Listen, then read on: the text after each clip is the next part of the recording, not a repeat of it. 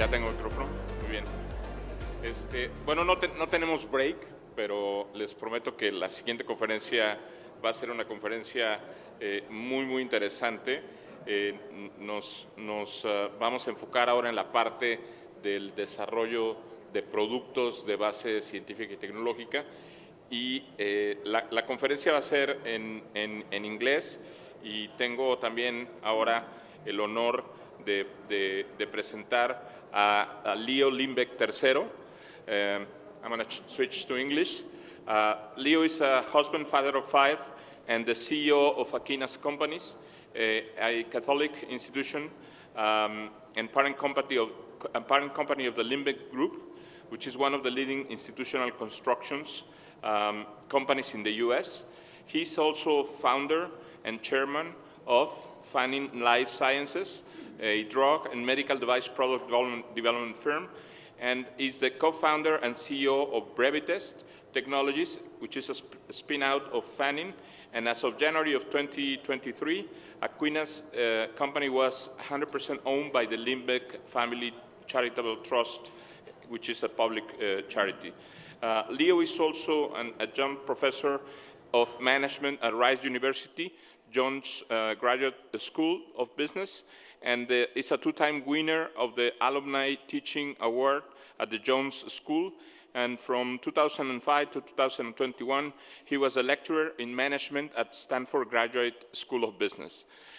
Leo is a native Houstonian, and he's graduated from the University of Notre Dame with degrees in civil engineering and program of liberal studies.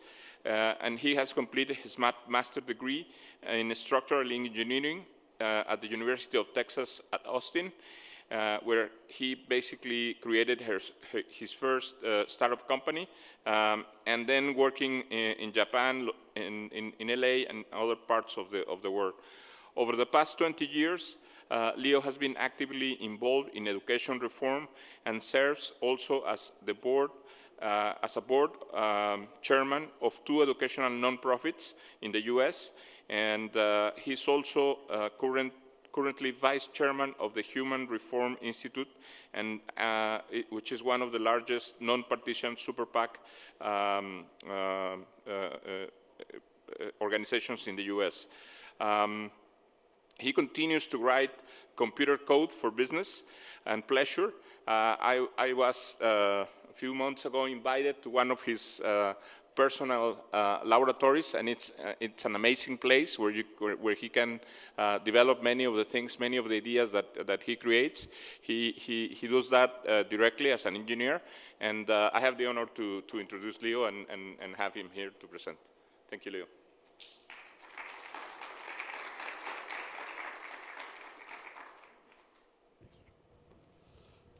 Thank you. So it may not be clear why someone who started in the construction business would talk about life science product development, but over the past 15 years, that's really what I've been doing.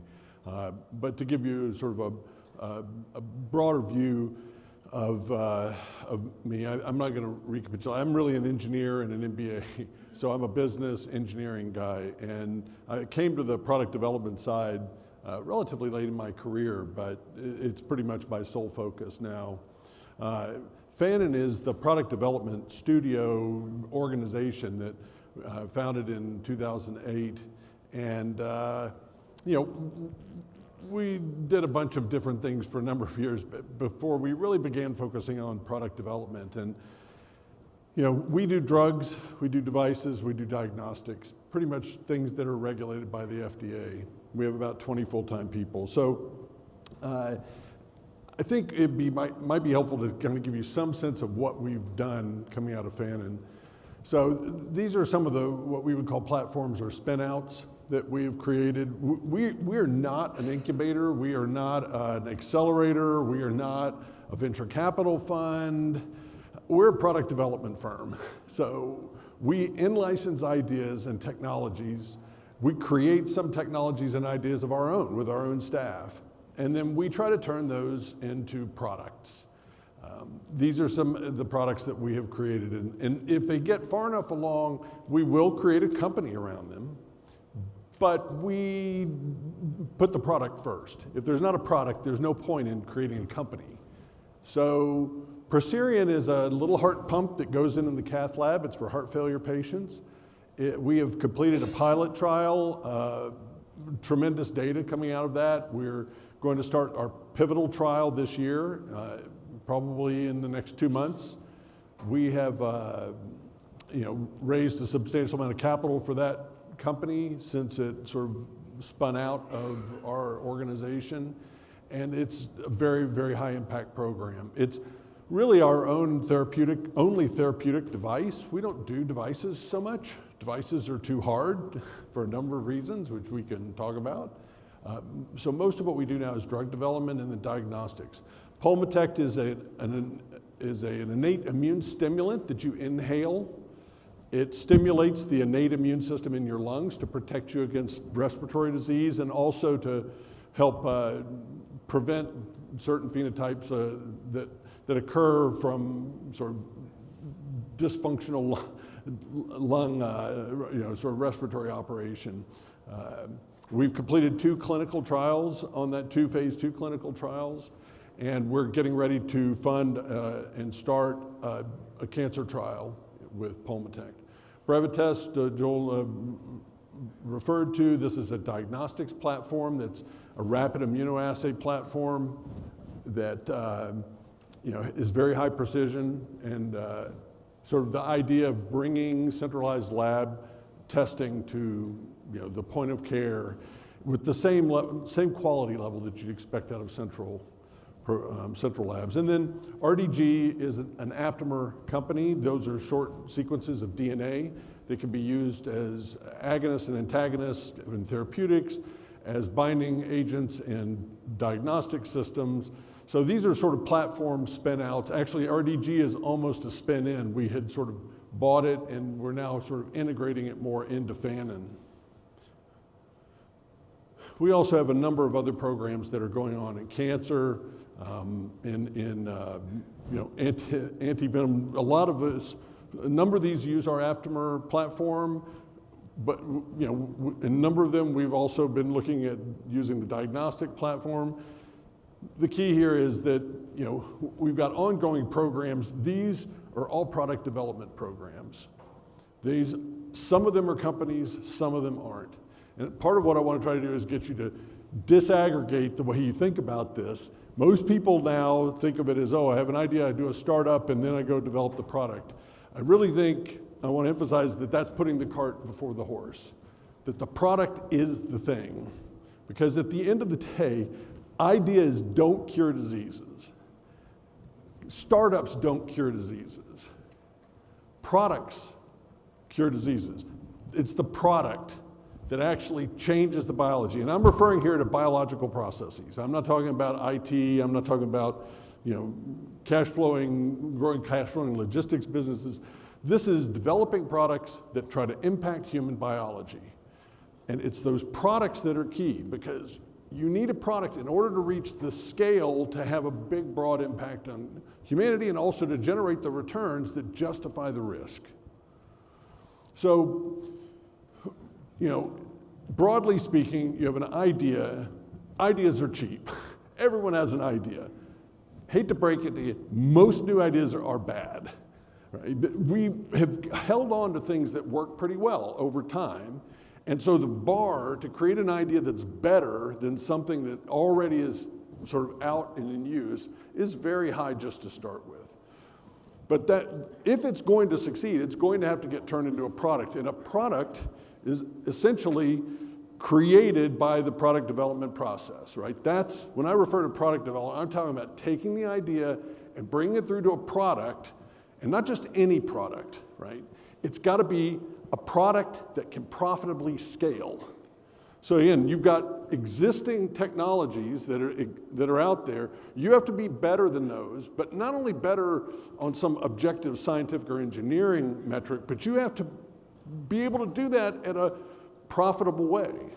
Because what you're seeking to do is create a product that can fit into an economic system that will propagate those products if they can make money. If they can't make money, it's a nice experiment. It might be actually really important scientific insight and make a great paper, but it's not a product, and if it's not a product, it can't scale, and if it can't scale, it's not going to have a broad impact on humanity. So, this idea of product development, when you start thinking about it, people think it's like this magical process, right? I've got an idea, and I turn it, there's like magic that comes in. And it looks to the outside like magic for what I think are kind of maybe an interesting reason. Right? Even though product development is not magic, a product developer is kind of like a magician. Right? The key to making magic is to get people, a broad group of people, to focus on where you want them to focus. Now, in the magician, they want you to focus on something other than what they're doing so that it looks magical. The product developer does the opposite. They want to get everyone to focus on the team towards some end, the creation of this product. And so there's aspects of that which sort of seem magical, but what it really is a lot of hard work and takes a long time. So I'm going to shift from product development to now focus on the product developer, because this is not product development is not anything other than a process that's practiced by product developers. It's the people are the key. Right? People develop products. You can't put it into a system. I mean, it's maddening to see people try to do product development with this very structured, linear approach, because that's not how you turn an idea into a product. It might be how you take a product and make it a little bit better, or create a next generation of that product, but to make the big innovation comes out of a process that's much more nonlinear than that, and the key person in that is the product developer. So, Elon Musk sort of had this tweet a few months ago, which I thought crystallized this, and we talked about this in our group, and this idea that the product developer is the core, because they're creating the product that actually justifies the existence for the company. There's no reason for the company to be there if it doesn't have products that generate profits, that sustain the organization and allow that product to be propagated widely. So, in doing this, the product developer has to balance a bunch of very conflicting or apparently conflicting things, right? You've got, so I've got to manage top down because I've got to deal with sort of the higher ups and the financial markets and potential strategics, but I also have to manage the bottom up. Eventually to get to scale, you need rules. You need a set of processes, an orthodoxy, if you will, and you need accountability. But if you do search that way, it won't work. Search is much more free-flowing. So you've got this dynamic where there are people who are searchers and people who are scalers, and the product developer has to sort of be in the middle of that and sort of bring it from search to scale. And so they have to understand the search world, they have to understand the scale world, they have to balance those as they go through the process. But at the end of the day, they're not really they're not researchers, and they're not business operators. They're not manufacturers. There's something different. And the fact that people don't think of this as a separate function is something that we've been really trying to push and change the way people think about this process. So what does this person look like? They have a lot of interesting characteristics, and this is just pattern matching with the people who come through our organization. One of the most important things is good product developers have done it before, right? You can't learn this in a classroom. It is like every other meaningful profession. You learn how to be great at it by working with someone who's great at it, right? I don't care if you're a lawyer, you're an accountant, you're a finance person, you're manufacturing, sales, marketing. You need the background, you need the fundamentals that you might get in school, but where you really learn to be good at your craft is by working with a master, right? And that's true of the product developer too. They have to see this in reality, because there are these trade-offs that are made that aren't sort of obvious unless you're in the middle of the mix. A couple of the key things, these people have to have skin in the game, right? So this isn't a theoretical thing. They're not mentors, right? They're coaches, they're player coaches, right? So they're not giving advice and then walking away. They have a level of commitment that is key, because this is hard work. The failure rates, particularly in the biological sciences, are stunning.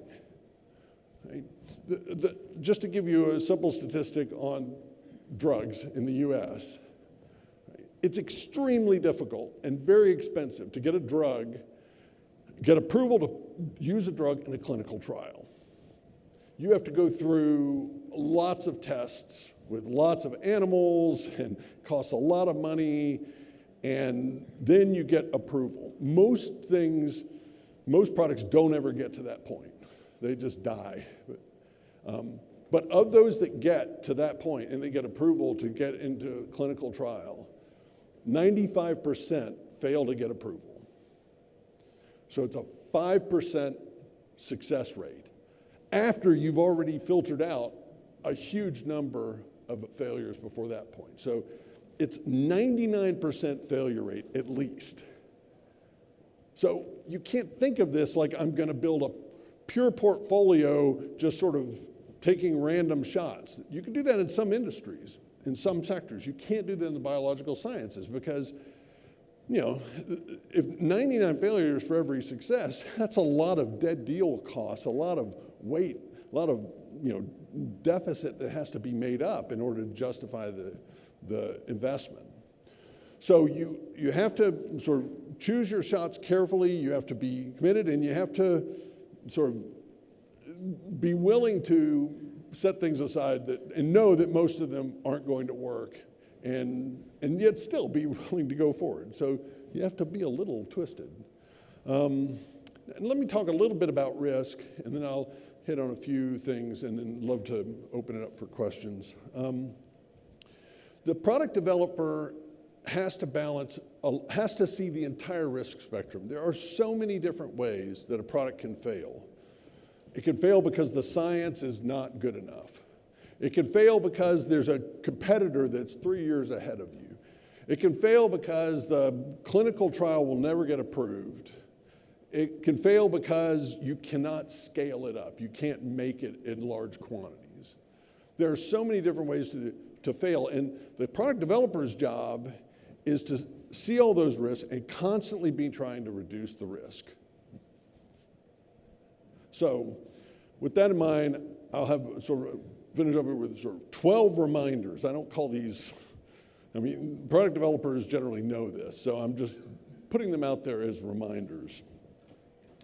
The first one, the laws of physics trump the laws of finance, right? Just because you have money, if the drug doesn't work, if the device doesn't work, it doesn't matter. So being relentlessly focused on making sure that the science and the engineering work, obeying the laws of physics before finance, is really important. It's so easy in this work to get distracted by money, right? And money is important. Money's an input into this process, which you need, like electricity, right? Like space in a building. But it cannot overcome a product that doesn't work.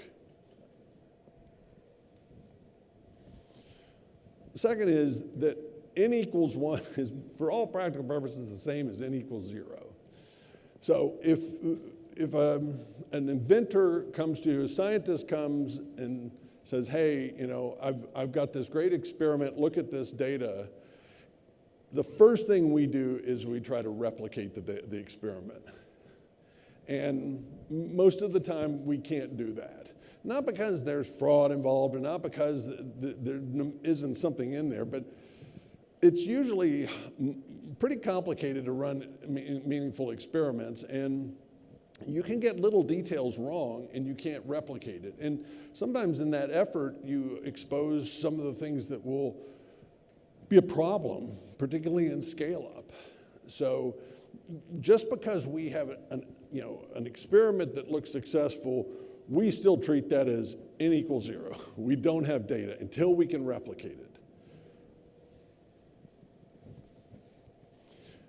The mission of the product developer at all times is risk reduction, and what you should be optimizing for is the maximum risk reduction per unit of capital. That should be the equation. That should be your objective function.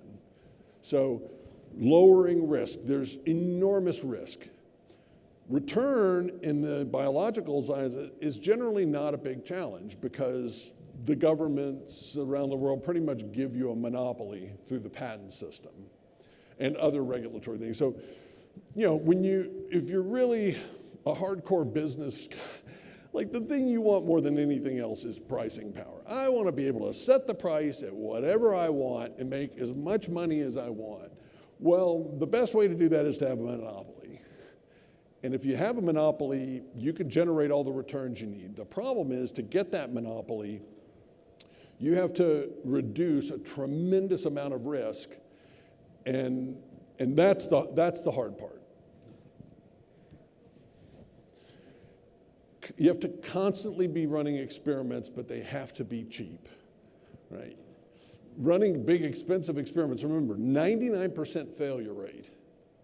99% failure rate. So you can't run a bunch of $1 million experiments because even if it works, on average, it's not going to make up for all the losses. So you have to run cheap experiments. And sort of the person who is most famous for this and talking about this, Richard Feynman from Caltech.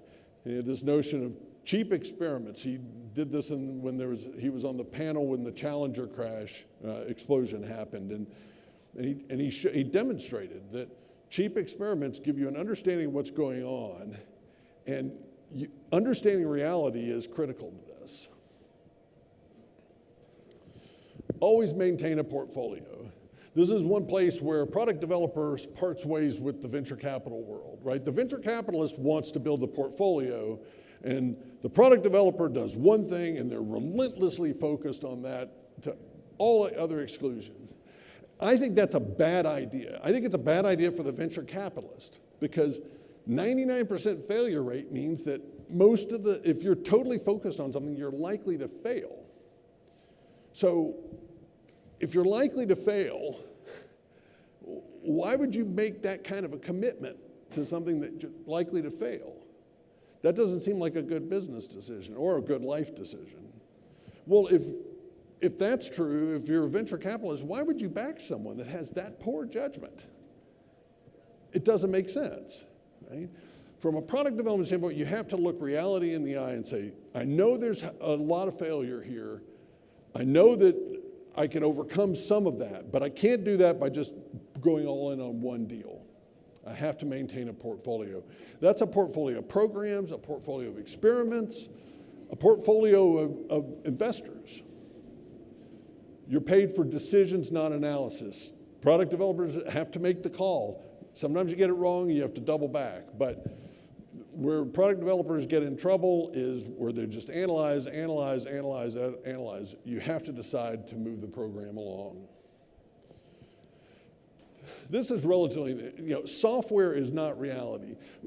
It's amazing what you can do in software now for modeling, like chemical reactions, protein folding, a bunch of things like that. But until you actually put it in an in vitro experiment or you put it in an animal, it's not real. And it's so easy to be distracted by the allure of software. But software is nowhere near as complex as reality. And biological reality is stunningly complex. And you can't model that in software. Parts of it, sure. Are there ways to improve the process with software? Sure. But you cannot mistake what comes out of a model for what's going on in the real world. You have to go see what's happening in the real world and deal with it. You cannot hand off product development responsibilities to investors or customers. Investors are, again, they're an input to your system. They're not in charge. You're in charge. You need their money, that's fine. You try to get the best deal on the money that you can, however that comes. Right? But you cannot turn to them and say, well, we'll do the product you think will work. Customers are the same way. They have no idea how complex your supply chain is, how the manufacturing. If they understood all that in great detail, they would just do it themselves.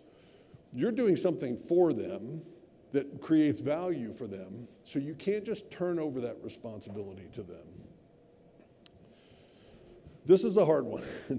Everything takes a decade. Everyone wants to get rich quick. That's not what this is. Product development is get rich slow, right? It takes time.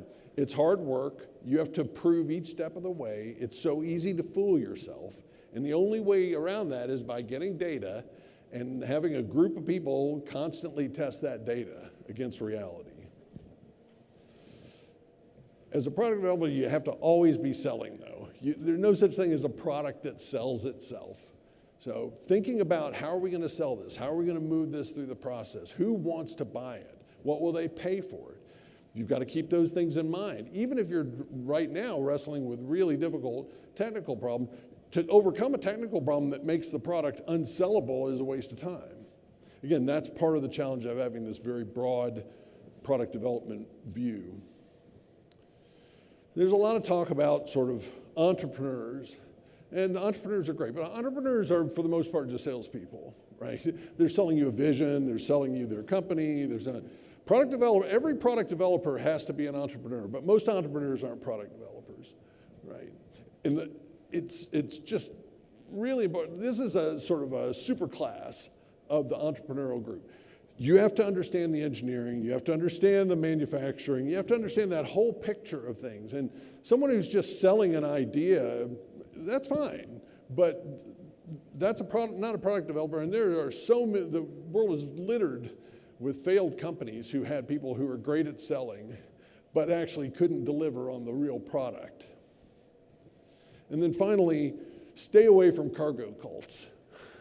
If you don't know what a cargo cult is something that has all the external appearances of success, but in reality it's not. It's people trying to walk through and imitate reality. And this came out of in World War II, there were a bunch of air bases that were built in the Pacific.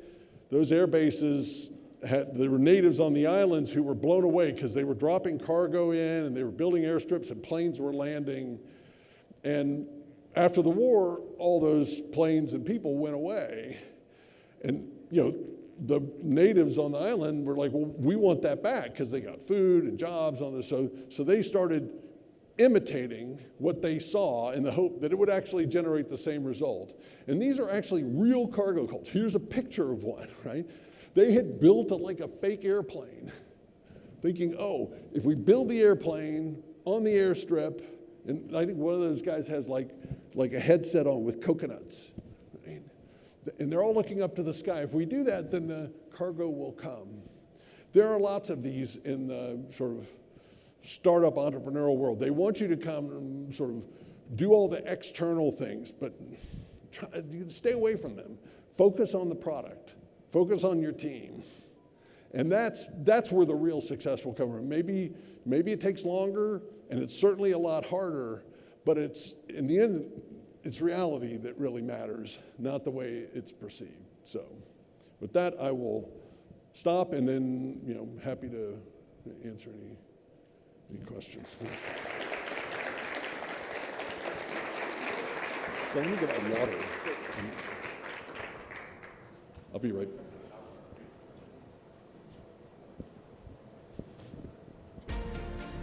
Get my water.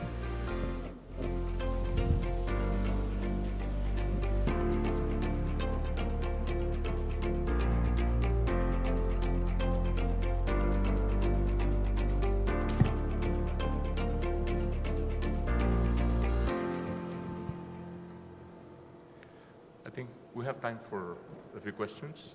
Sure. I don't know if there's a question from the audience or from the, let me check from the.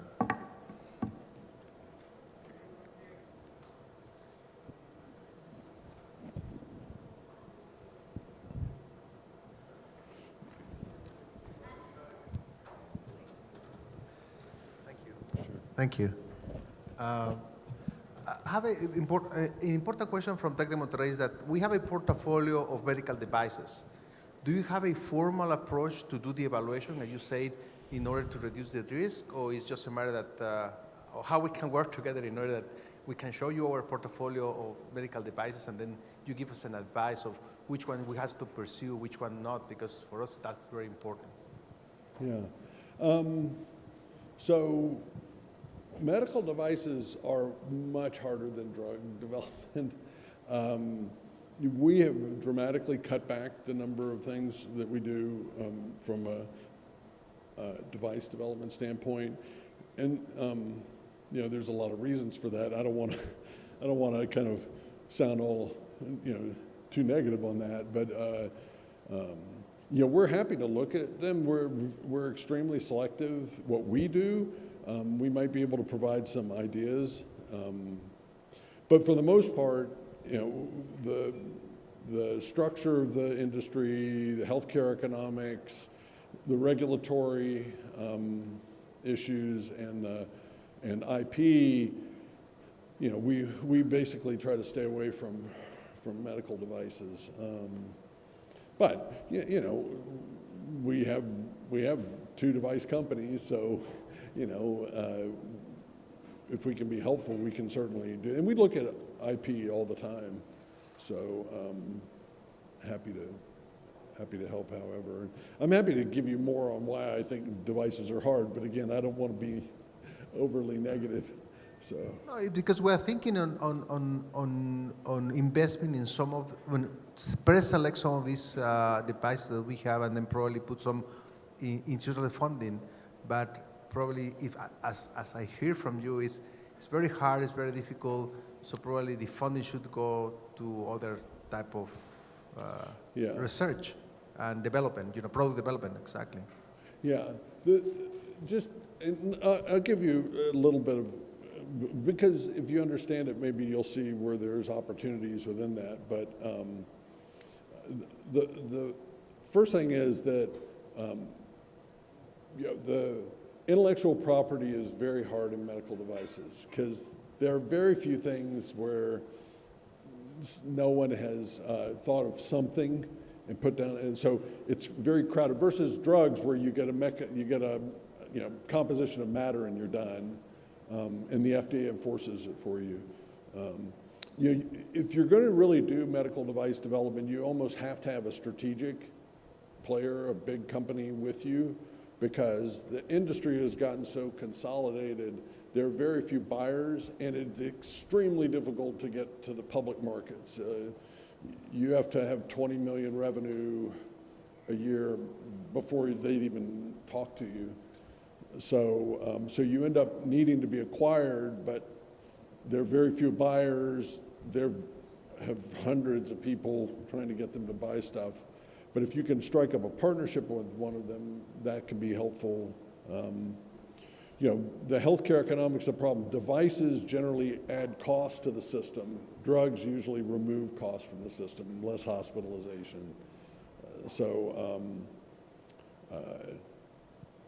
You know, and then, you know, I think the problem is, right, devices are easy to visualize, right? They're easy to get a 510K approval, or a, you know, I'm like that guy, and so I get approval. But that's actually worse, right? Because it means someone's already in the market, and so the monopoly that you want, you can't get, because the fast path through has no monopoly economics, so you're going to not make much money with that. And so, again, the high failure rate makes that hard.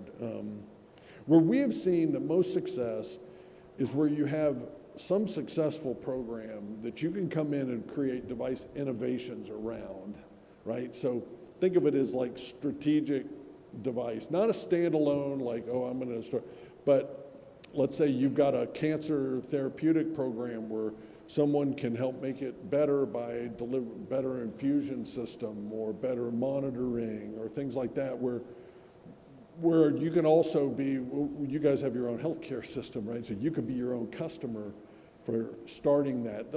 Those are things that really could be helpful, but usually if you'd want to get the hospital to help you fund that, or someone who gets the benefit of that. That's the tricky part. Sorry. Good. There is one more question here. I think we can take one or two. So can we?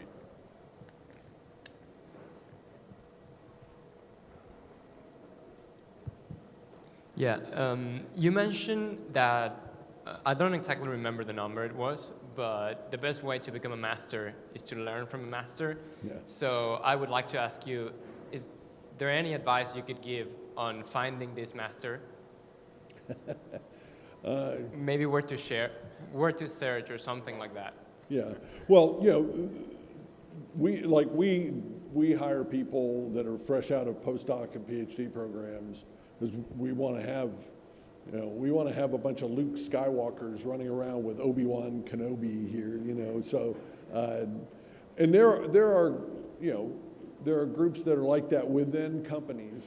I'd say, you know, if you that picture of all the different risks, if you go get a job working at a firm, you know, that's manufacturing, that's already in the scale part of that, you're going to learn a ton about the things that are kind of on the selling side, you know, manufacturing, marketing, and that's all really important to know. And you will meet, in big firms, there are people who do product development, but they're usually hidden, right? They keep their head down because they're like, well, if they really knew what I was doing, I'd probably get fired, or, you know, couldn't get fired. Because they're doing it with very little resources, and they're trying to do something really big and game-changing. You know, I think look for successful products that have made it through the system, find the people who are there, and just call them.